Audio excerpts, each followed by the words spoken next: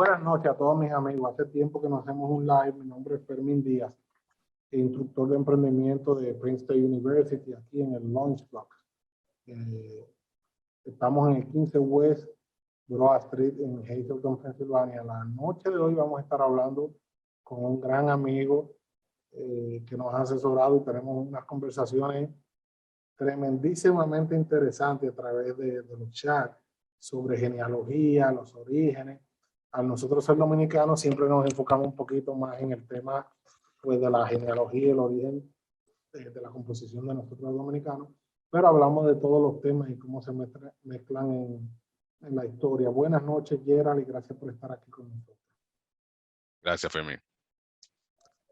Entonces, sí, como me introdujo Fermín, siempre lo que tiene que ver con genealogía es algo que a veces la gente lo ven hasta un poco misterioso, pero yo lo que digo es que yo cuando comencé pequeño siempre con una sola cosa, que es la curiosidad. Entonces la curiosidad es la que lleva a uno a poder entender y a poder preguntar y, como decían los viejos de antes, a neciar para poder aprender.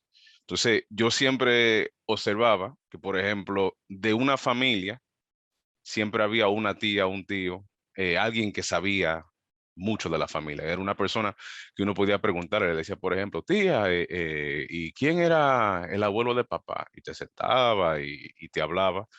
Y por una parte, eso lo que me comenzó a nutrir a mí, porque yo comencé desde pequeño, ya de la edad de 6, 7 años, a escuchar que decían, por ejemplo, por la parte de mi abuelo que habían llegado de Cuba. Yo siempre escuchaba que un cubano, que un cubano, que un cubano. Entonces, consecutivamente, eso me comenzó a abrir el interés en lo que tiene que ver con genealogía.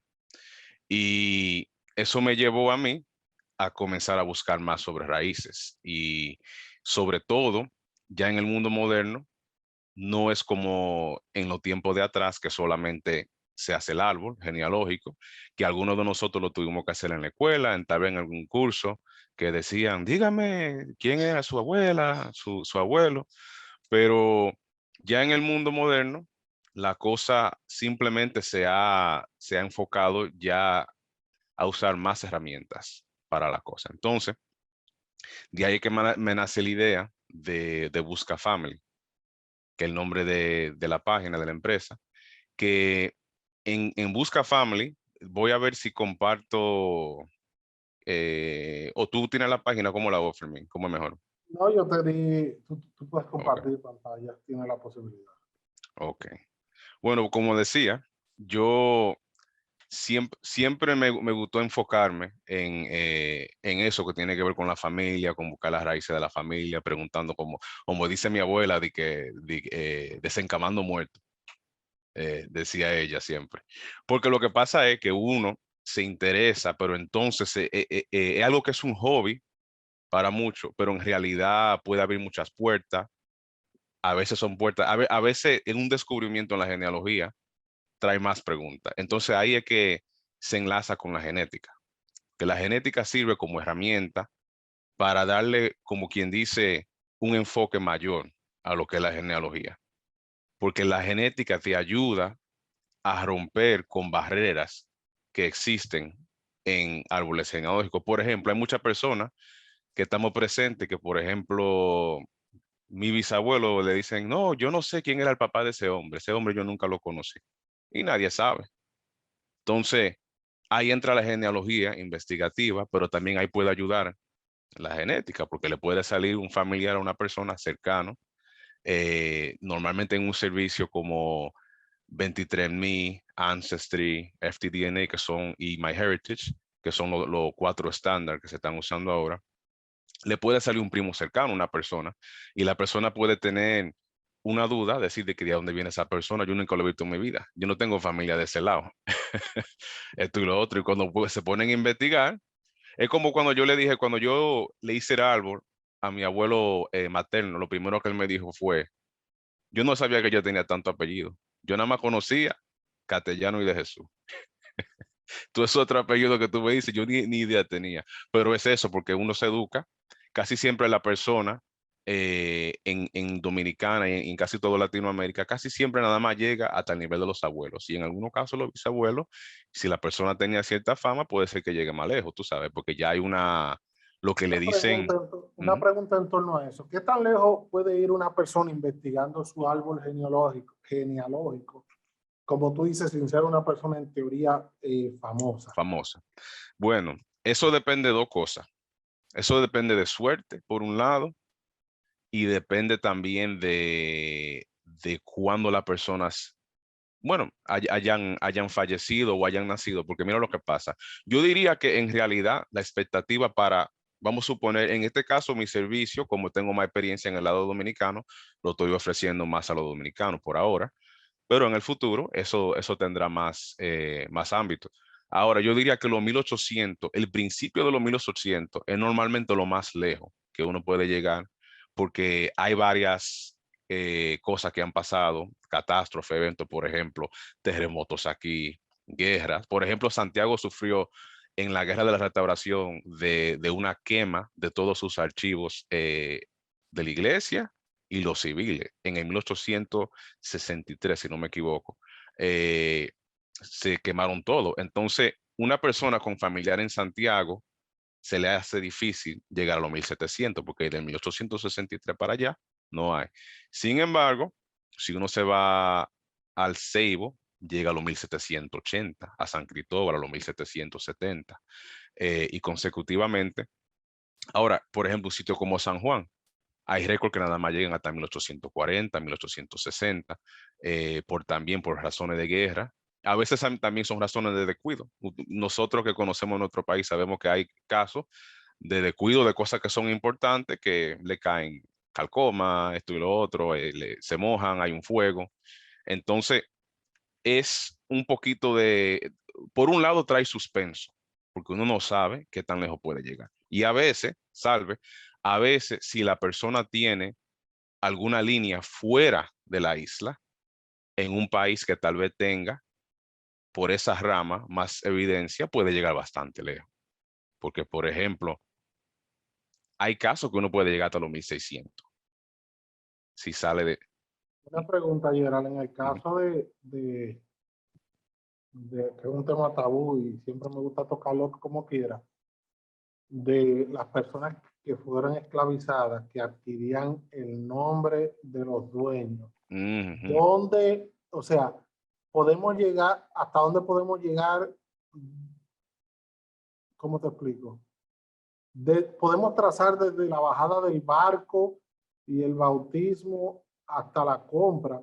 Porque, por ejemplo, sabemos que la mayoría de los afrodescendientes, cuando tienen un apellido Díaz, pues simplemente, o que cualquier apellido no es tuyo, sino que ha sido producto de este mismo proceso de esclavitud.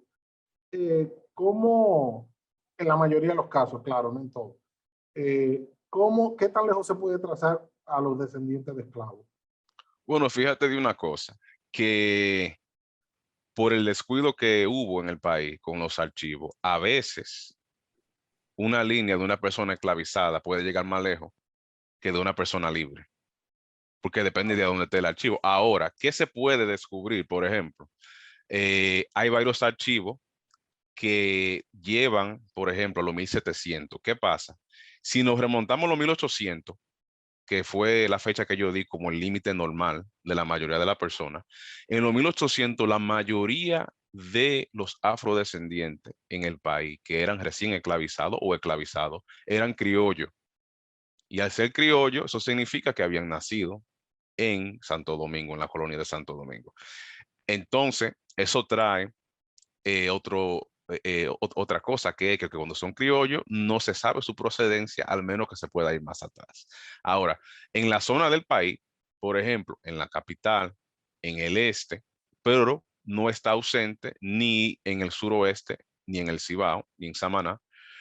En esas zonas se puede a veces remontar a una persona que puede tener un apelativo, es decir, un apellido que dé señal de su procedencia africana. Ahora, hay casos de que no, pero sí llega a los 1700.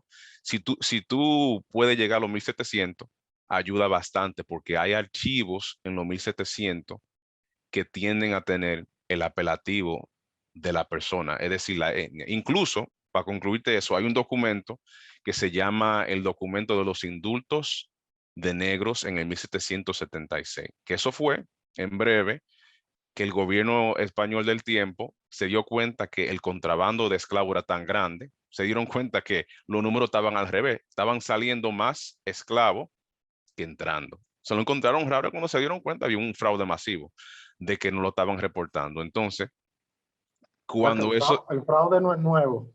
no, eso no para nada, para nada. Incluso cuando eso pasa, entonces ellos mandan una ley amenazando a los amos que si no reportan los esclavos que tienen ilegales y pagan la suma de los impuestos a la reina que le deben, entonces iban a hacer primero, le iban a quitar toda su propiedad y segundo, le iban a desterrar de la isla. Eh, Entonces, sí, perdón. ajá, para concluir, entonces en ese documento le da a uno muchos detalles porque le preguntan en la mayoría de los casos a lo mismo que están esclavizados su procedencia. Entonces, por ejemplo, dice, por ejemplo, una María tal vez diga que ella es Congo, de edad de 37 años, y hasta la persona describe qué tipo de marcas tribales tienen en la cara o en el hombro o en la espalda. Tenemos una pregunta, Luciano. Luciano, tiene la mano levantada. ¿Quiere hacer una pregunta? Buenas noches, Fermín, y buenas noches, Gerard. Felicitarlos por esa iniciativa, que en verdad bastante buena. Tengo una pregunta para Gerard. Sabiendo los pueblos que se formaron en Santo Domingo, que la mayoría o muchos de ellos son pueblos de costas, a los cuales llegaron muchos, en el caso mío, Puerto Plata, que era un mercado negrero, pero también era un puerto donde soltaban barcos que venían de Europa con muchos, diría, sabiendo las guerras que hubo en Europa y todos los desastres que pudo haber tenido. Y toda esa mezcla, ese caldero mezclado que tenemos en los puertos marítimos que tenemos en Santo Domingo. ¿Hasta dónde podríamos rastrear las personas, especialmente que tenemos un apellido un poco común en la República y que somos muy poco y que tenemos ese apellido que a veces nos preguntan y nos dicen, pero de dónde viene eso? Y no, nos quedamos conociendo Gerard y sabiendo que muchas de estas personas huían de guerra en sus países de orígenes y que al llegar a otro puerto se cambiaban apellidos y a veces se cambiaban hasta no. Podríamos conocer, saber de dónde venimos. Gracias y muy buena iniciativa, Fermín. Gracias, Luciano, por la pregunta. Es una pregunta excelente porque eso nos lleva a lo que tiene que ver con la genealogía genética, ¿verdad? Pero primero, para contestarte bien lo que me acaba de preguntar, Puerto Plata, San Pedro, toda esa zona costera, tienen un sinnúmero de personas que han emigrado. Es como si fuera la Nación Unida en los tiempos antiguos. Ahí llegaron franceses, llegaron escoceses, llegaron incluso, no sé si sabían que la primera doctora, la primera mujer que practicó medicina en República Dominicana, que no era de origen dominicano, era una afroamericana en Puerto Plata. El nombre de ella se me escapa, pero eso para enseñarle de la diversidad. Entonces, cuando los apellidos en Puerto Plata, por ejemplo, no son muy comunes, eso lo hace fácil de poder trazar, porque ya el núcleo familiar es pequeño, no es un Rodríguez. Yo tengo Rodríguez como 3 veces y López como 4, y son de diferente lado. Entonces, cuando hubo un apellido que no es común en una zona así, se puede rastrear hasta cierto punto en la República Dominicana, dado a lo que pueda permitir el archivo. Ahora, si hay un tipo de bloqueo con ese apellido, como tú mencionaste, hay personas que se lo cambian, hay hasta historia en cierta familia, tradiciones orales que dicen, por ejemplo, a mí me mencionaron una vez los Bonilla de Valverde Mao, que el primer Bonilla que llega allá se puso ese apellido cuando venía en un barco de las Islas Canarias por agradecimiento al capitán que le dio el viaje de gratis. Entonces, en un caso así, ¿cómo se puede investigar cuál era el apellido o el enlace? Bueno, la única forma posible de hacer eso, ya que eso muere prácticamente en lo clandestino, es con lo que tiene que ver con la genética. Por ejemplo, en ese caso, se puede usar el método del ADN-Y, el ADN paterno, y el ADN paterno puede ayudar a enlazar. Por ejemplo, si el apellido es un apellido como, por ejemplo, Wilsworth o algo así, un apellido en inglés, entonces uno se hace un ADN-Y en una página como FTDNA y analiza los resultados, lo compara con los familiares que le salen por esa vía y puede que sea en esa cosa que uno se enlace con una persona del mismo apellido o por lo menos de la región de donde salió ese apellido. Que por el lado de los emigrantes europeos, igualmente de los esclavizados africanos, en este caso lo paterno y lo materno, eso ayudaría a precisar por lo menos la región de donde la persona tiene su procedencia.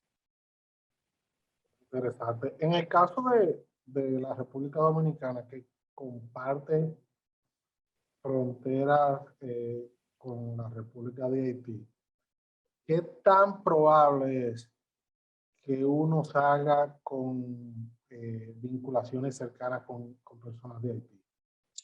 Bueno, es una buena pregunta porque tiene la posibilidad es como si fuera una red así, porque mira lo que pasa. En los enlaces genéticos y genealógicos hay dos cosas. Primero, en el genealógico hay 4 pueblos presentes, yo creo que son 4 o 5 en Haití. Por ejemplo, San Michel de la Atalaya, que era San Miguel de la Atalaya, Hinch, que ahora antes era Hincha. Está San Rafael de la Angostura, que es San Rafael. Está Capaicien, que era el Guarico. Todos esos pueblos en tiempos antes eran parte de la colonia española. Entonces, las personas a veces piensan que cuando hubo división entre franceses y españoles y la colonia se dividieron, que la gente simplemente se fueron como limpiamente y dejaron el limpio. No, nunca los seres humanos no funcionan así. El ser humano, siempre hay uno que se van, hay otros que se quedan. Entonces yo me he fijado que en la genealogía hay casos de personas, por ejemplo, uno de los héroes nacionales de Haití que peleó contra la invasión americana, era Charmelain Peralta, de los Peralta, que se enlaza con los Peralta de República Dominicana. Por igual, uno de los presidentes de Haití se enlaza con los Brea de Baní, que ese era, se me olvidó el nombre del presidente ahora, pero esos son los casos genealógicos. Ahora, con los casos genéticos, la cosa se complica más. ¿Por qué? Fíjate de una cosa. En el caso de Haití, Saint-Domingue, en sus tiempos, se importaba un número masivo de africanos, ¿verdad?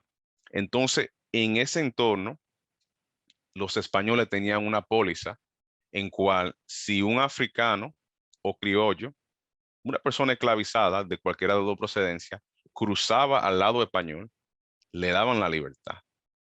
No necesariamente por una gran bondad, sino porque eso era una arma fuerte para debilitar al francés.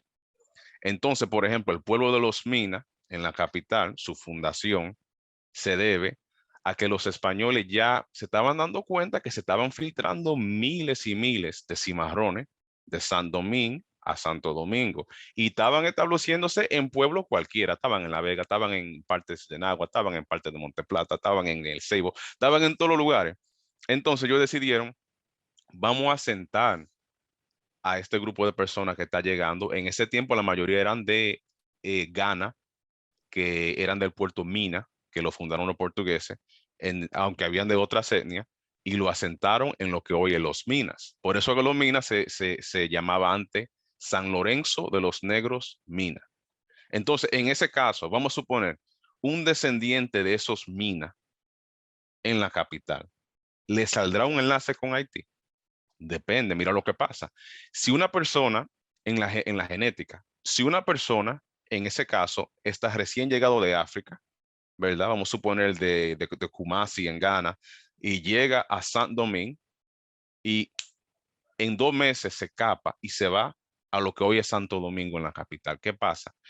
Al menos que llegó con hermanos, hermanas o primos cercanos, esa línea se fue completamente a Santo Domingo y no dejó descendiente en Santo Domingo. Entonces, genéticamente, a ese lominero no le va a salir un primo en Haití.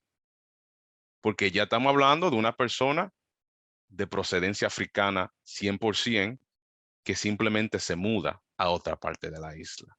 Ahora, en casos que hay varios también, de que la persona era lo que le dicen un criollo de San Domingo y se muda a Santo Domingo, o en como se hacía en esos tiempos, en los 1700, la mayoría de los esclavos que estaban entrando a Santo Domingo ilegalmente eran por la frontera que lo estaban vendiendo. Era un intercambio de cuero de vaca y de carne de vaca por esclavo y por caña con San Domingo. Entonces, hay un sinnúmero de personas que fueron traficados en esa frontera en ese tiempo. Y cuando eso pasa, si la persona tenía un origen criollo en San Domingo, que vamos a suponer de una, de dos, de tres generaciones, por supuesto va a tener muchos primos en Santo Domingo y esa familia dominicana va a tener muchos primos haitianos por ese lado. Qué sorpresa. Si alguien tiene una pregunta, puede hacerla por las redes sociales o puede hacerla por aquí por el chat, levantarnos la mano en Zoom. Gerald, ¿qué sorpresas en el proceso tú te has encontrado cuando haces ADN o genealogía? ¿Qué sorpresa que la gente los deje en shock tú has visto? ¿Qué sorpresa? Bueno, las sorpresas son Para que varias. puedas contar. No, no, claro, claro, porque siempre la privacidad. Si alguien, tú sabes, si yo le hago un trabajo a una persona, no es para decirlo así. Ahora, yo, por ejemplo, puedo contar hasta de mi propia familia que las sorpresas, por ejemplo, son de cosas que la persona no sabían que tenían, porque la persona, lo primero es que el único marcador que tenemos como ser humano es los ojos, ¿verdad? Entonces, por ejemplo, una persona puede decir, la familia de fulano era un español, por ejemplo, siempre decía que era un español. Esa es una de las sorpresas más comunes que yo he visto en casi toda la diáspora, la creencia de que un abuelo era español. Entonces, cuando se le aplica la genealogía primeramente, sin aplicarle la genética, muchas veces eso no comprueba. La mayoría de las veces, en una persona nacida en Dominicana, incluso me pasó a mí en un caso que un primo me llama de España, que se mudó allá, y me dice, primo, yo quiero conseguir la ciudadanía española. Y yo escuché que si el abuelo de uno es español, hay una ley de los nietos que le daría la ciudadanía. Y yo dije, pero vamos a ver, ¿quién es que tú crees que es español? Y me dice, abuelo, que es mi bisabuelo. Y yo le dije, bueno, yo te tengo buena noticia y mala noticia. La buena noticia es que yo tengo todos los documentos. La mala noticia es que él nació en Estancia del Yaque, Santiago, su papá y su abuelo. Entonces tú no aplica para eso. Eso pasa en muchos de los casos, pero hay casos que sí, que la persona tiene una mezcla española o francesa o hasta inglesa recién de los años 1800. También yo digo que una de las sorpresas genéticas más fuertes es que hay personas que creen que tienen más de un porcentaje, más africano, más europeo, porque se fijan de lo que es el fenotipo. Y el fenotipo es impredecible cuando tiene que ver con el enlace genético de la persona. Y también hay mezclas que la persona no sabía que tenía. Por ejemplo, hay personas que le salen un poco de asiático. Dicen, pero ¿cómo? O le sale un poco de la India y dicen, pero ¿cómo? Si yo no tengo ni historia, ni familia, ni papeles. Y son cosas que en la genealogía no se pueden comprobar tan fácil, ¿sabes? Porque ya son eventos que son de los 1600, de los 1700, y en ese caso sí se puede aplicar la genética para poder tratar como de desenvolver el cómo pasó, pero combinado con la historia. Porque sin la historia, no sé, estamos adivinando prácticamente. Luciano, la pregunta. Gerard, ¿qué deseo hay o qué relación cierta puede ser de los apellidos que terminen en Z con el judaísmo? En mi familia se da algo curioso y es que se piensa por el lado Arias de que llevamos algún ancestro árabe y por el otro apellido llevamos un ancestro judío. Entonces, ¿qué de cierto hay de que haya esa relación de los apellidos terminados en Z con el judaísmo? Gracias. Gracias a ti, Luciano. esa pregunta es muy curiosa porque se ve mucho en el internet eso los apellidos con Z. Yo hasta ahora no he visto la constancia que le dé peso a eso. Primeramente porque los judíos eran personas que no querían ser conocidos. No, ellos no querían que tú supieras que ellos eran judíos porque ser judío en una gran parte del siglo XVI, del siglo XVII, era ilegal y te podía costar la vida. La Inquisición todavía estaba vivita y coleando y las personas no querían dejar dicho su judaísmo. Si eran judíos, casi siempre lo mantenían a secreto y se morían con esos secretos. Tal vez los vecinos sabían y esto, pero por lo regular, yo te puedo decir una cosa, la mayoría de los caribeños, que incluye el dominicano obviamente, tienen ascendencia judía sefárdica por parte de los españoles y los portugueses, porque eso mismo, ellos mismos, la mayoría de los que llegan al Caribe, llegan en consecuencia de que el Caribe era uno de los lugares menos deseados. Nosotros fuimos, como quien dice, la colonia que nadie quería, porque España tenía a Perú con mucho oro, a México con muchísimo oro y mano de obra. Entonces, Dominicana, Puerto Rico, Cuba, son lugares que ellos lo veían como, bueno, vamos a mantenerlo, pero no vamos a sacrificarnos. Entonces, la crema de los españoles, lo que eran, se consideraban puros, que incluso hasta usaban lo que le decían limpieza de sangre, certificado de limpieza de sangre, que eso era un certificado que certificaba que esa persona era un cristiano viejo, que significa que no era ni descendiente de moro, ni de judío, ni tampoco de negros. Entonces, ni de indios. Entonces, ellos tenían esa preocupación. Las personas que eran así, por una gran parte, se mudan a México, se mudan a Perú. Entonces, nos quedamos con los portugueses, que de tu mismo pueblo, en Puerto Plata, habían muchos portugueses, muchos portugueses. Entonces, esos portugueses, por eso pasa que ya es otro tema de debataciones de Osorio. Entonces, esos portugueses tenían origen judío, casi en mayoría. Ya eso se sabe después, cuando se investigó, por ejemplo, en términos históricos y con los archivos, se ve que muchos de estos portugueses... Casi siempre cuando tú abres la reunión, en la Ah, parte de abajo del celular y a la izquierda, ah, ¿Sí? claro. No, yo creo que Clara está hablando con otra persona. Disculpe. Pues Ajá. sí, los portugueses eran en su mayoría judíos, porque la mayoría de ellos se pueden trazar a familias que vivían en África, le decían lanzados, porque se lanzaban. Incluso cuando hacían ese atrevimiento, el reino de Portugal le quitaba sus bienes en Portugal. No podían volver a Portugal. Pero ellos lo hacían porque estaban más protegidos y menos vigilados en África, en Cabo Verde, en Sao Tomé, en Angola, en Ghana, y de ahí se mudaban a Santo Domingo, a Brasil, a Puerto Rico y a Cuba. Entonces, el judaísmo en el caribeño, en el dominicano, proviene de ahí, pero no creo que hay un apellido o una forma de apellido que te deje saber. Una pregunta en torno a eso. En África, tengo entendido, el judaísmo era más fuerte en el área de Etiopía, pero en la costa este ya era el Islam. Nosotros tenemos trazo, documentación de musulmanes en la época de la colonización. Sí, sí, definitivamente. Hay mucha evidencia. Por ejemplo, ya esto es algo que es difícil de enlazar con la genealogía personal, pero sí es parte de la historia del país. Primeramente, los primeros rebeldes en todas las Américas, en diciembre 25 de 1521, eran de la etnia Gelofe y de la etnia Mandinga, ambas de las cuales son musulmanes.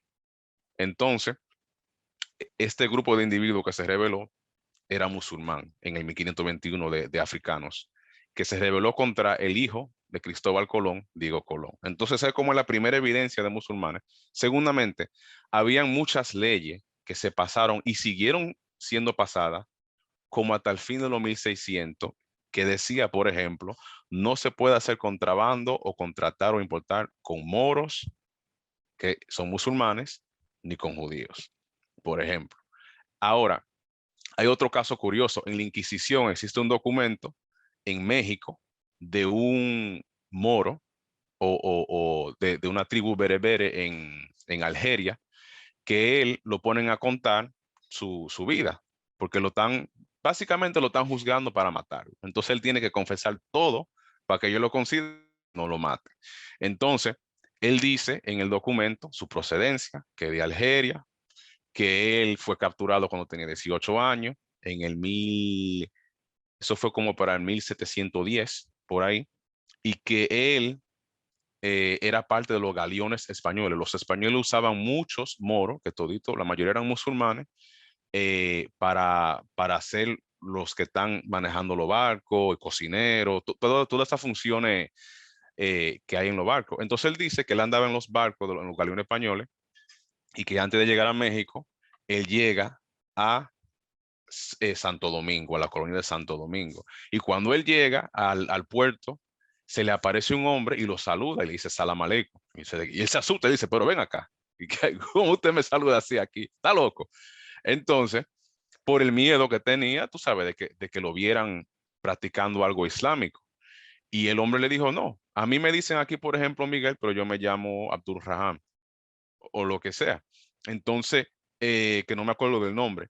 Entonces, él también cuenta que en su salida de Santo Domingo, tú ves, ya hay un musulmán en el puerto de Santo Domingo. Él cuenta que en los barcos, lo que hacían ellos era, la mayoría eran cocineros, entonces ellos aprovechaban, por ejemplo, a las 12 del día, que hacía mucho sol, y decían, tenemos calor aquí en la cocina, nos vamos a tirar al mar para quitarnos el calor. Pero el plan era mojarse el cuerpo para poder orar hacia Meca.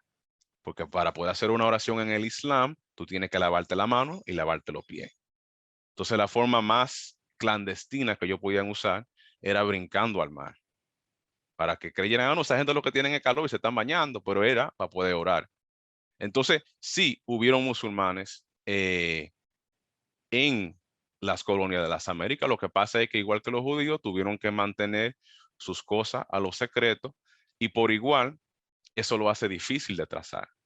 De la única forma, lo único que yo digo en conclusión que puede sobrevivir y por eso que es importante en la genealogía hablar con los familiares es, por ejemplo, preguntarle de ciertas tradiciones que hay en una familia. Si una familia te dice a ti, no, ese viejo no comía puerco, o cuando mataba un animal hacía tal cosa, anótelo, porque eso puede ser una indicación de que hay algo que es viejo, que es de otra religión o de otra costumbre que lo tiene la familia. Una pregunta, en el caso de la República Dominicana, que la población era muy poca en esos tiempos. De hecho, Haití era, yo creo que era 10 veces más, me parece, una cuestión Sí, desproporcional. 5 veces. 5 veces, ok.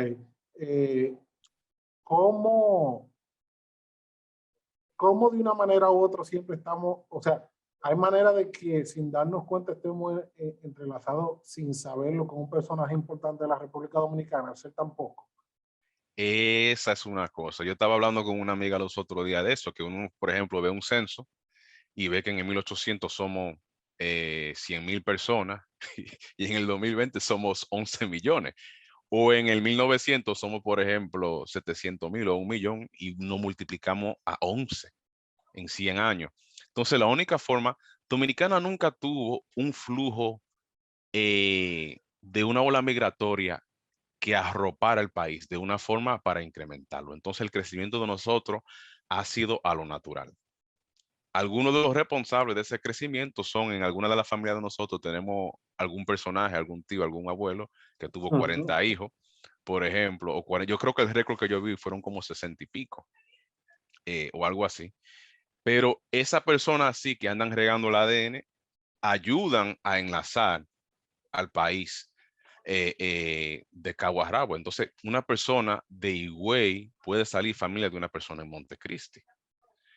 Porque hubo un movimiento. La gente, eso también es otro error que la persona piensan a veces que las regiones son estáticas, que la persona, por ejemplo, si yo soy por ejemplo, de Atomayor, yo siempre he estado en Atomayor y no es así. Siempre va a haber una o dos ramas que se mueven porque encuentran oportunidades, llegan de San Juan, llegan de Cotuí, llegan de Santiago. cuando uno mira los archivos de Vallaguana, se da cuenta que hay muchos emigrantes entre el país que se andan moviendo de región a región.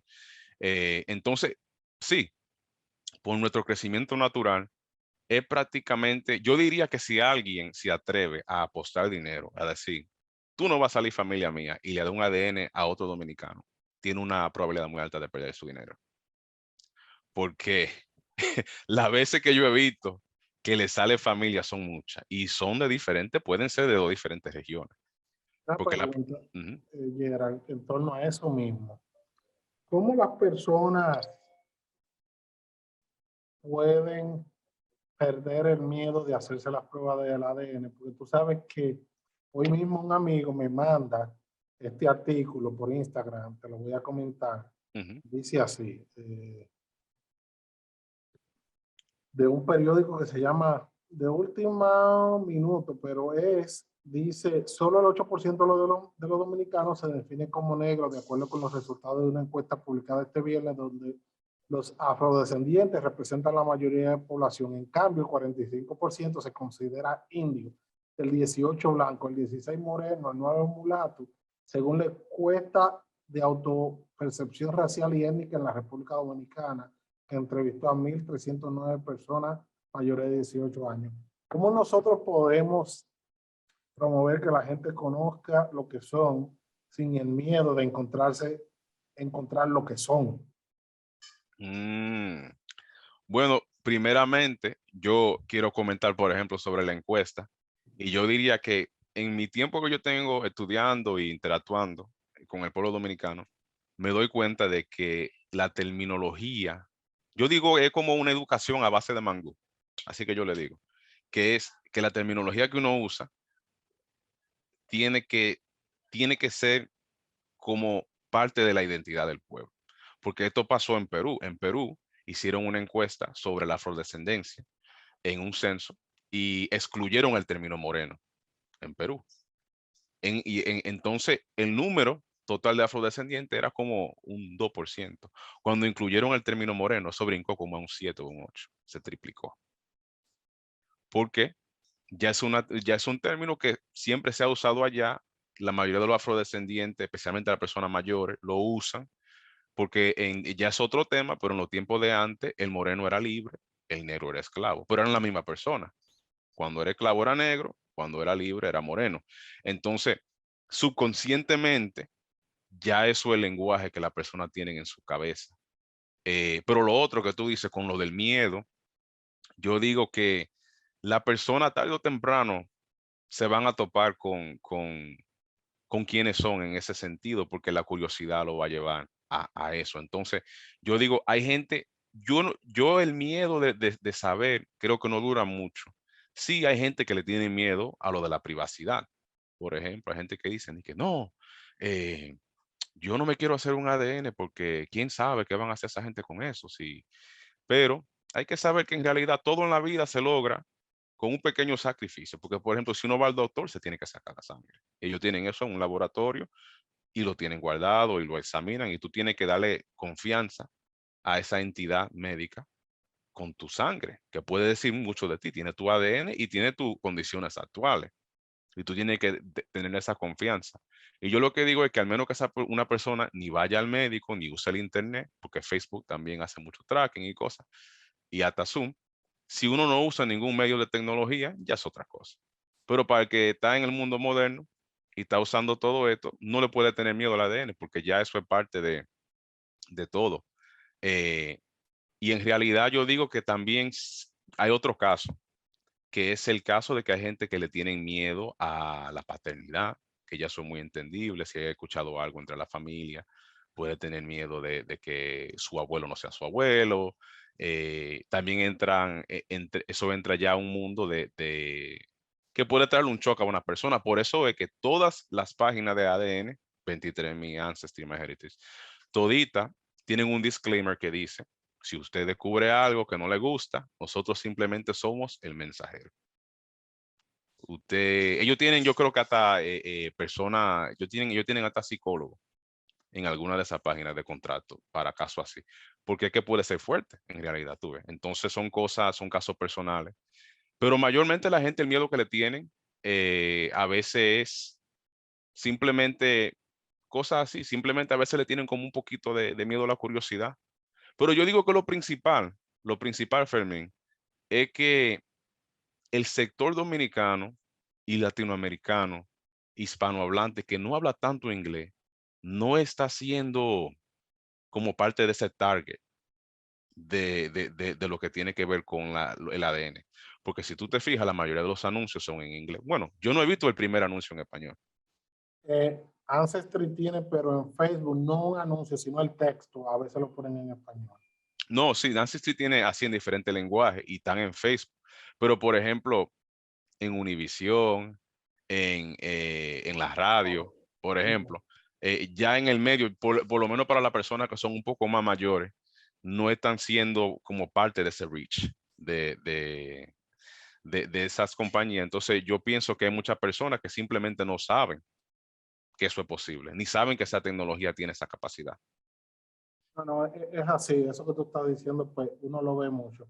Mira, los otros días, ahora que tú comentas eso, yo vi un banco en República Dominicana que estaba hablando de palabras del origen, que son de origen del inglés, que vienen del dominicano, y ahora que tú presentas esto de como de la conciencia, hablaron del mangú, y yo recuerdo que tú mismo me educaste en torno a eso, que el mangú viene de una comunidad africana que se llama mangusí, me parece, que hasta existe una presentación, y yo creo que esto tiene que ver mucho, que se nos ha vendido, o sea, todo lo que huele a tal vez a descendencia afrodescendiente, se le busca otra historia, como me explicaste lo de Pedro Brand, para no caer en ese tema. Háblanos ahora específicamente de la página tuya, los servicios que da. Háblanos de eso, compártenos la pantalla para que la gente vea. En eso estoy. Yo veo que no veo lo de compartir pantalla. ¿Estás No, seguro que me espérate. metiste como co-host? Sí, espérate. Sí, estás como co-host. A ver, ok, ahora sí, ahora la veo. Sí que lo tenía muy abajo en la página. Dame un segundo, entonces voy a compartir la pantalla entera. Se van a ver ustedes mismos. Para yo poder, ok. Ups, ok. Entonces, ¿ven la pantalla? Sí. Ok, entonces esta es la pantalla de Busca Family.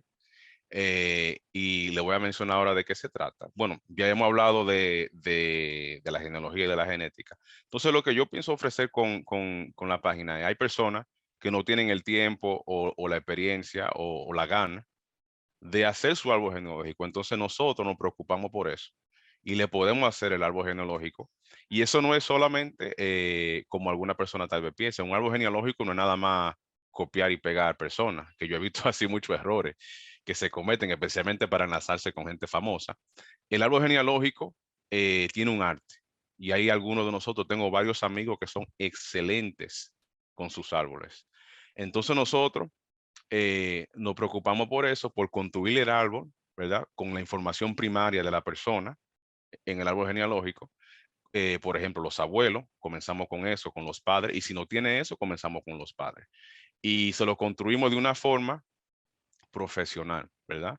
Que tiene que ver con incluir las imágenes de cada acta, los enlaces a las imágenes, que ahí se verifica la cosa, porque todo árbol tiene que ser verificable.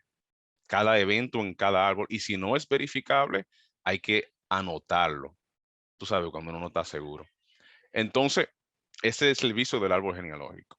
El análisis de los resultados de tu ADN, ya eso es un ámbito en cual la persona, después que se ha hecho un ADN, porque yo no tengo un laboratorio en mi casa, después que se ha hecho un ADN en 23andMe, en Ancestry, en FTDNA, en MyHeritage, yo y el grupo de Busca Family podemos analizar su ADN, sus resultados de ADN, para decirle más o menos qué orígenes tiene. Claro que hay cosas que son obvias, porque hay gente que dice, pero no, pero eso se ve ahí mismito, ahí dice que yo tengo tanto de africano, pero ¿qué significa eso? ¿Cómo se enlaza eso en tu ADN?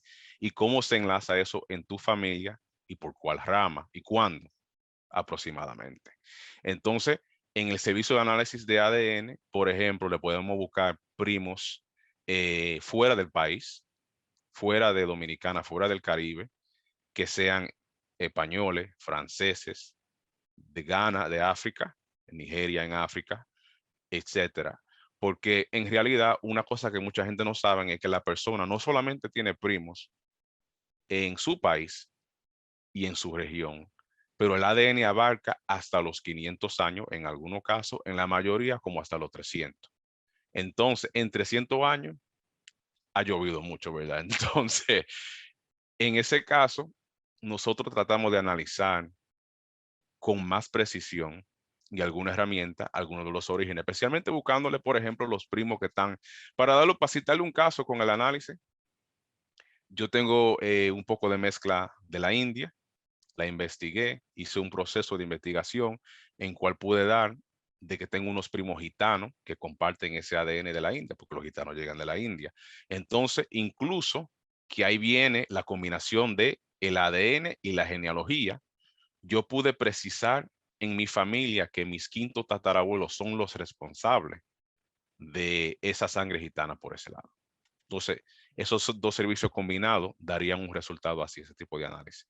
También ofrecemos análisis de marcadores de salud y de apariencia en tu ADN. Las personas tampoco saben a veces que uno puede tener mucha precisión con el ADN para saber de algunos, no todos, las cosas que tienen que ver con la apariencia de la persona y los marcadores de salud. Por ejemplo, en ese caso, ahí por parte de mi abuela materna hay falsemia, le dicen sickle cell en inglés.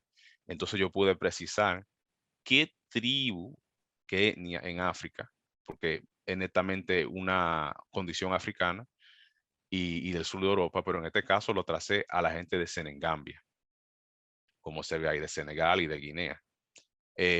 Y combinado eso con la genealogía, uno puede saber a veces de qué rama viene una condición médica o una apariencia. Por ejemplo, hay personas que no saben que tienen un marcador de ojos azules. Entonces, a veces es interesante ver, esto llegó, por ejemplo, de mi tercer tatarabuelo. Le damos un servicio así. Entonces, aquí en la página donde están los servicios, hay más detalle de cada uno, como le mencioné. Por ejemplo, este del árbol genealógico. Le doy una muestra de alguna de las actas aquí. Y esa acta, espérate, tú puedes como enlarge eso. ¿Y de qué año es eso? Eso es, se lo voy a leer breve, la parte es más factible, con más información. Esto pasó el 2 de mayo en la ciudad de la Concepción de La Vega, en La Vega, el 2 de mayo de 1895, siendo las 7 de la noche. Son muy precisos ellos en las actas civiles, muy detallados.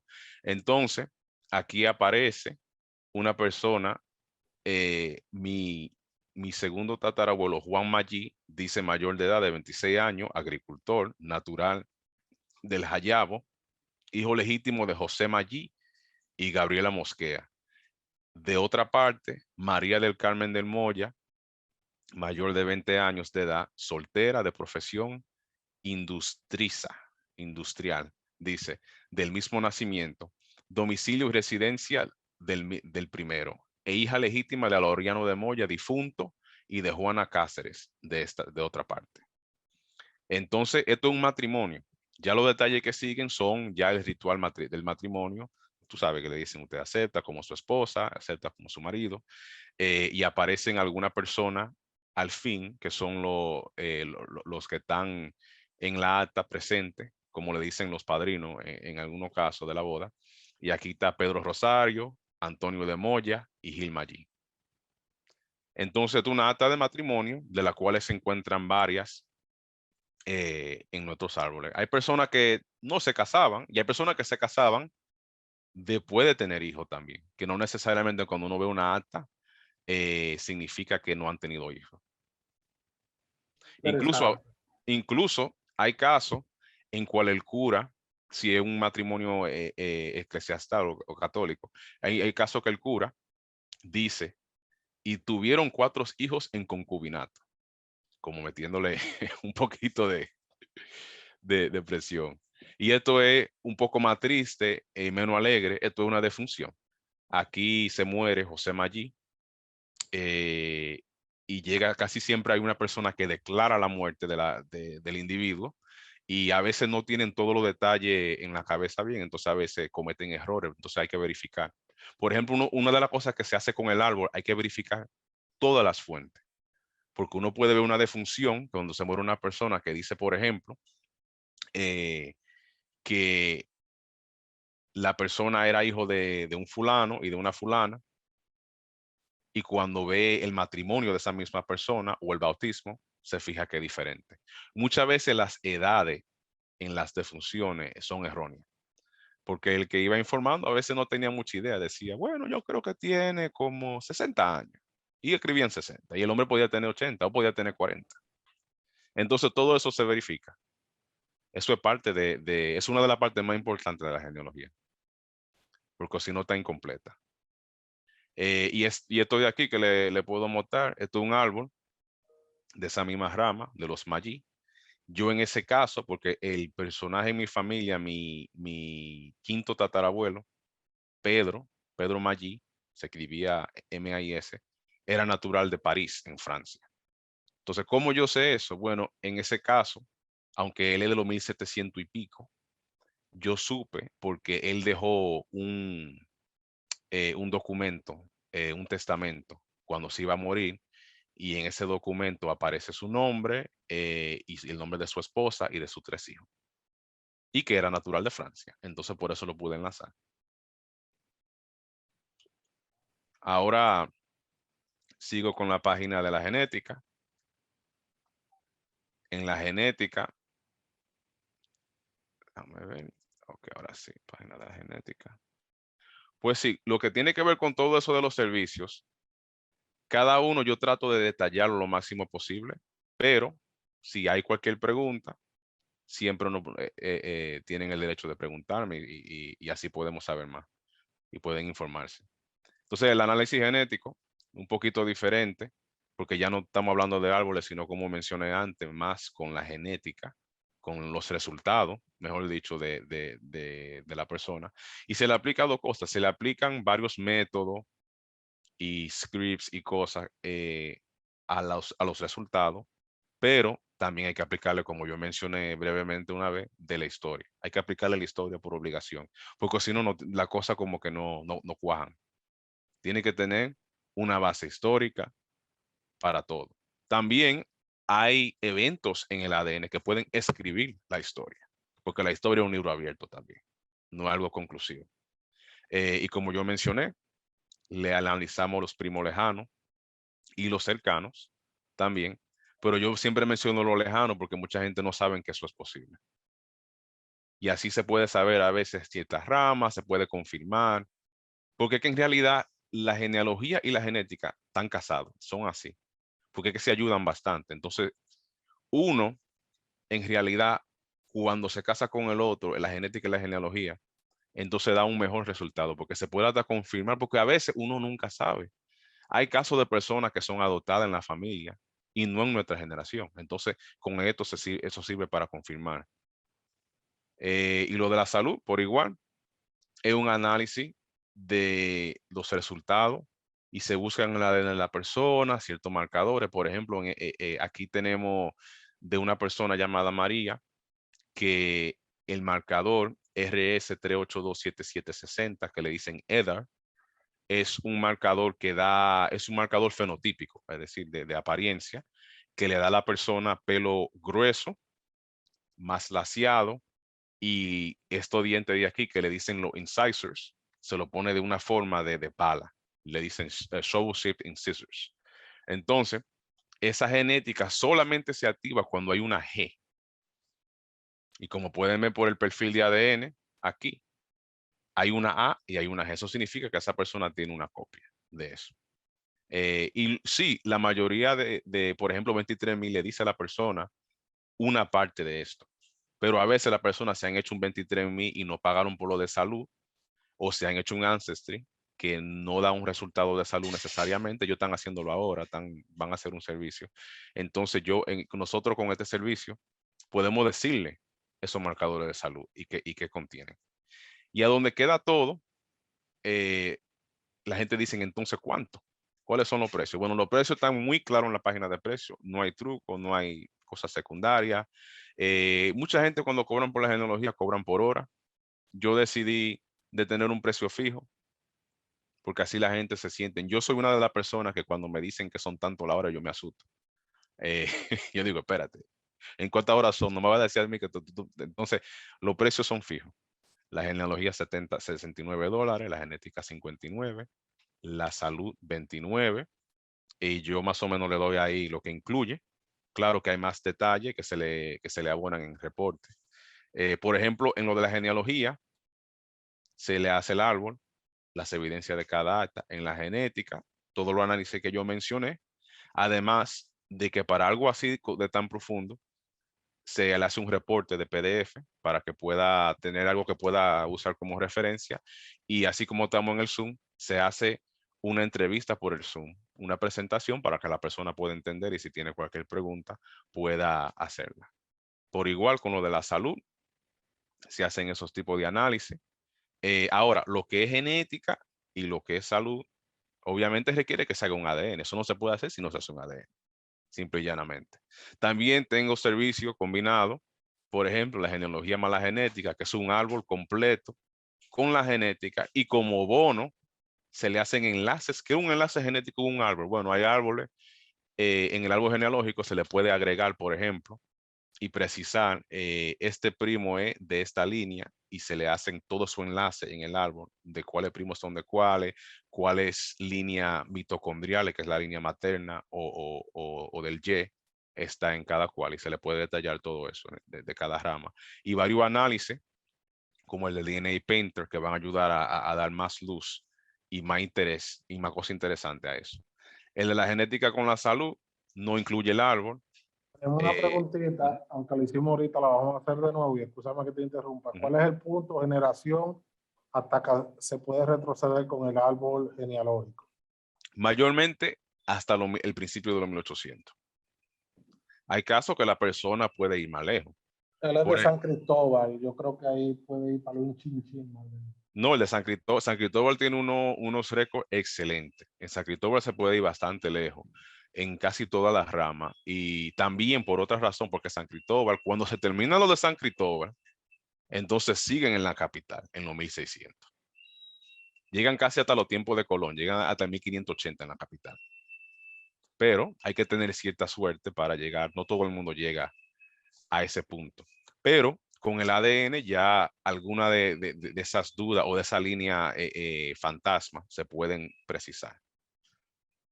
Entonces, el último servicio, los 3 golpes, a 149, incluye todo. Incluye el árbol, incluye el análisis genético, incluye también el análisis de la salud y todo lo que se le puede hacer, prácticamente un trabajo completo. Pero como yo dije, si alguna persona no pueden ir tan lejos en ciertas ramas, pero por lo menos hasta los 1800. Son muy pocos los casos de que la persona no llegue a 1800, por lo menos a mediados de 1800. Porque nada más si tiene un ADN fuera del país, digo, un árbol fuera del país, y aún así se puede buscar en otro país. Por ejemplo, hay personas que yo conozco que tienen un bisabuelo en San Kitts, o por ejemplo en México. Y en esos lugares se puede buscar, y nosotros hacemos el servicio de seguir buscando cuando sale de la isla esa rama. Y todo, iba a decir lo último, cada botón de esto tiene el botón de consulta, porque en realidad hay una cosa muy necesaria. Para yo poder proveer un servicio, cualquier servicio de esto, lo primordial es una consulta gratis. Si no se hace una consulta gratis, no se puede saber nada, porque la consulta es lo necesario para saber lo que la persona quiere hacerse. Y así yo puedo precisar, y el equipo podemos precisar exactamente cuál servicio sería o mejor, o tal vez no, porque por ejemplo, si alguien me dice, yo me quiero hacer una genética con salud, pero no se ha hecho un ADN, lo primero que le voy a decir es, te tiene que hacer un ADN. ¿Tú ves? Entonces, con esto, la consulta, se llena ese formulario, eso me llega a un email a mí de Busca Family, y yo analizo y hacemos o una llamada o hablamos por la vía de comunicación preferida de la persona para entonces poder precisar. Y ahí acordamos con todo, acordamos con el pago, acordamos con los resultados y todo. Una cuestión que quería hacer la salvedad, una de nuestras amigas y colaboradores, Katiria de la Cruz de Emprender Latino, se hizo un ADN y me llamó hoy que tenía días que no entraba y cuando entró que le apareció la coincidencia, Gerald y ella son primos terceros, me parece. Sí, pues mira cómo es eso. Un par de días antes de nosotros tener esta conversación, me encontré yo con Caritia en el 23.000. Fíjate que algunos servicios tienen sus limitaciones. Yo supe eso gracias a una amiga, María Díaz, que le sale a uno de los perfiles de ella como prima. Y ella me dijo, oh, mira este perfil. Entonces, cuando yo lo entro, a mí no me aparecía directamente mis resultados porque 23.000 tiene un límite en los perfiles de 1.500 o 2.000 matches, primos. Llega como hasta 2.000 primos. Ancestry no tiene límite, pero 23.000 tiene un límite. Entonces, cuando yo pegué esa página, me salió ella, yo pude analizar. Ahí entra la genealogía genética. Porque al yo ver mi enlace con Caritia, lo primero que yo hice fue ver cuáles primos teníamos en común. Esa es una de las formas que se usan para poder precisar cómo uno es familia de una persona. Porque alguien dice, ok, tú eres primo, pero ¿cómo? Tú ves, eso, alguna persona mayor dice, no, no, no, no. ¿Y cómo que tú eres primo mío? Entonces, así es que se sabe. Cuando yo vi los primos en común, lo primero que me di cuenta fue, primero miré el perfil de Caritia y vi que tenía un pariente en la línea. Yo dije, yo tengo familia en la línea. Y cuando vi los primos en común, como decía antes, me di cuenta que una prima verificada, que es bisnieta del hermano de mi bisabuelo, de la hermana de mi bisabuelo. Entonces, como compartimos en triangulación, que eso es cuando un segmento se comparte entre 3 o más personas, me di cuenta que sí, que mi relación con Caritia es por mi bisabuelo, que hasta una foto de él tengo. Era por esa rama. Ya yo sé definitivamente que era por ahí y se puede llegar más lejos. Con el tiempo o con el análisis, si yo preciso con un primo que quede un poquito más lejano en mi vía y también si le hago el árbol a Caritia, yo puedo decir, mira, Caritia, eso es, por ejemplo, por tu bisabuelo de ese lado y mi bisabuelo de este lado. Porque a veces uno no puede llegar, una limitación de la genealogía, es que a veces uno no puede llegar a ver exactamente cómo es uno de familia de una persona, porque a veces son primos un poco lejanos. Y a veces una relación cercana puede ser una ilusión, por lo que le dicen endogamia o el exprimimiento. Cuando uno se casa entre primos, entonces eso hace un poquito, lo hace un poquito difícil lo que tiene que ver con el estimado de a qué distancia una persona es primo. Por ejemplo, hay casos de que uno dice, wow, me sale como primo tercero, pero cuando uno se pone a mirar el papel y hace el trazamiento de la genealogía, dice, no, es como un primo quinto. Pero cuando se pone a investigar, se da cuenta que esa persona es familia suya 3 veces. Entonces, en un caso así, ya se pone un poco más complicado. Y también existen los casos que se ve como una relación media cerca y no pueden llegar al ancestro en común, pero lo que le da a uno un poco como de alivio es que en el análisis genético yo puedo ver y ustedes pueden ver en sus resultados cuál era esa persona lo más lejos posible que yo pueda llegar. Por ejemplo, yo tengo esos primos gitanos de España, ¿verdad? Son gitanos. Mi genealogía no llega hasta el 1760 por esa rama. En esos tiempos fue que llegaron algunos gitanos. Entonces yo no puedo enlazarme en el árbol con esa persona, pero yo sí sé que mis quintos tatarabuelos, que nacen al fin de los 1700, 1790, son el puente. Yo sé que por ello es. Entonces, aunque no pueda por ahora llegar a esa conclusión con el árbol, sí la puedo hacer genéticamente. Entonces, por eso también es muy importante como ese matrimonio de genealogía genética. Excelente, gracias por toda la información, Gerald. Estamos pasando por unos minutos. Esto es un material súper interesante. Si puedes dejar de compartir la pantalla. Ajá. Déjame yo stop share. Para que despidamos esto, agradecemos a todas las personas que estuvieron durante toda la charla. Ya saben de los servicios que Gerald está ofreciendo. E incluso está analizando los experimentios. Yo no sé a qué se refiere, pero él los analiza. Creo que es una oportunidad interesante para descubrirnos y no tener miedo de que vamos a encontrar. Ajá, dime, Gerald. No, yo iba a decir que también, por un lado, porque todo es una espada de doble filo. Entonces, por ejemplo, en el caso de la endogamia a veces dificulta el trazamiento de un árbol porque salen primos varias veces y especialmente de poder colocar un primo o una prima, pero a veces puede servir como una herramienta útil. En algunos de los análisis que nosotros hacemos podemos ver, por ejemplo, ok, el ADN te puede decir, tú eres primo de ti mismo, porque tus padres son primos, en tal cromosoma, ¿verdad? Y en tal segmento de tal cromosoma. Entonces, nosotros podemos ver y analizar esa cromosoma. Y todos los primos que te salen ahí son por el lado en común. Entonces, algo complicado puede hasta ayudar en ese caso. Un enredo puede a veces desenredar un misterio. Sabes que cuando se hizo el ADN, yo le hice a mi mamá, a mi papá, mi mamá no se lo quiso hacer, pero se lo hice a mi tía mayor y sale que mi tía y mi papá son como primos terceros. Tu tía materna y tu papá. Sí, la hermana de mi mamá, por cierto, sí. Una Eso es. cuestión que uno dice, wow, es increíble. Y de hecho también eso me ayudó como a entrelazar que nosotros veníamos de la descendencia del general Genaro Díaz, que se dio una batalla muy importante en el campo de nosotros. Y el nieto de él es primo de mi papá, o tío de mi papá, una relación, primo, perdón. Y nosotros estábamos desconectados de que ese general importante en los procesos de independencia de la República estaba conectado con nosotros. Yo creo que esto le da un sentido de identidad muy interesante a las personas, poder pues conectar todo esto.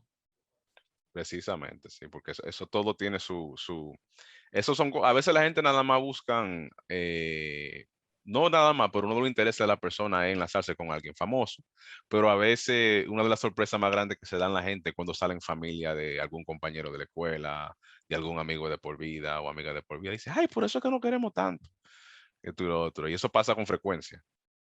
Bueno, el primer cliente voy a ser yo. Esta misma noche voy a coordinar mi cita porque de verdad no he tenido el tiempo, aunque me interesa, tú me explicaste, pero el tiempo no me da, pero no puedo pasar sin dejar de hacer esto. Señores, agradezco a todas las personas que compartieron esta noche con nosotros. Con Gerald lo vamos a tener en esta misma charla en inglés para las personas que hablan pues, inglés en la semana del emprendimiento en Penn State University, que va a ser del 5 al 8 de abril. Agradezco a todos los que estuvieron por aquí disfrutando de esta conversación y aprendiendo. Gerald, ¿dónde te conseguimos? Bueno, yo estoy en todos lados. Primeramente, Ahí estuvo no, bueno, en todos no, lados. no. Bueno, tuve la página, déjame ponerla aquí también para que por si acaso, porque nunca la pusimos, la página de buscafamily.com. Algunos de ustedes que me conocen saben cómo contactarme, pero me pueden conseguir le voy a dar el email aquí también, en un segundo, porque lo creé no hace mucho el email, entonces no lo tengo a mano. Un segundo, contact, ok. También contact a buscafamily.com.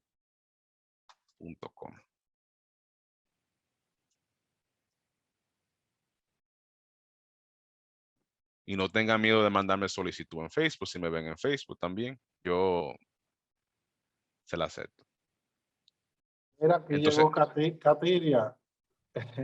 Déjame ponerte el pin aquí. Katiria es la compañera de Emprender Latino. Prende la cámara, que se hizo un ADN y salió. Yo estaba conectada y me desconecté porque me llamaron. Y suerte que entré antes que terminaran, porque tengo la noticia de que Gerald y yo salimos primos en un ADN que yo me hice. Mira cómo se las cosas y nosotros compartiendo por más de 2 años, porque Gerald había hecho una charla ya con nosotros hace como 2, 3 años del mismo tema porque es súper interesante y combinando la historia dominicana y eso. Y Katiri ahora sale que son familia. No, así es, por eso que yo digo que la cosa no es imposible. Incluso pasa con una frecuencia y algunas personas se preguntarían, pero ¿cómo? También hay casos, yo puedo decir, hay casos de que la persona pueden ser dos dominicanos, pero pueden ser que no sean primos en el país. Puede ser que su enlace sea fuera de la isla. Hay casos así, hay casos que puede ser o en Europa, o en otro país de las Américas, o en África, por ejemplo. ¿Sabes que a mí Pues, me salió? Estaba viendo el mapa en Ancestry. Aquí en el pueblo hay muchas personas de San José de Ocoa y me apareció una persona de Ocoa. Ese misterio tengo que resolverlo. bueno, yo te puedo decir que de San José de Ocoa, Baní y San Cristóbal se mudaron mucha gente para el este, buscando trabajo en los 1800. Atomayor, especialmente San Pedro y Los Llanos. Llegaron San gente José. de apellido, por ejemplo, como el apellido Aquino, que lo veo aquí, Aquino va. Eso es uno de los apellidos que llegó, por ejemplo, Ramírez, que llega del sur al este. Hubo mucho movimiento del sur al este. Alcántara. No, no quiero quitarle más tiempo. Gracias a todos por estar en esta conversación tan interesante. Gerald, gracias por tu tiempo y muchísima suerte en este nuevo proyecto. Les recuerdo que todos los tercer viernes del mes, aquí estamos desde Penn State University. Usted va a nuestras plataformas, va a nuestro Facebook, el Hazelton Lounge Box, y usted va a encontrar cada tercer viernes del mes información, nuevos emprendimientos, motivación, contenido interesante. Una de las razones por qué estamos haciendo esto, porque a Gerald, yo le había dicho, Gerald, tú tienes que monetizar eso que tú sabes, porque es que tú estás creando un registro histórico que en cierta manera no tiene bias, porque eres tú que lo estás haciendo, no hay como una ideología detrás. Tú sabes que a veces se construyen estos árboles para justificar que soy de un lado o soy de otro. Así que agradezco, Gerard, el trabajo que tú estás haciendo y personas como Ana Bayala y Gracias. todos ustedes, yo creo que están haciendo un trabajo excelente y hay que apoyarlos.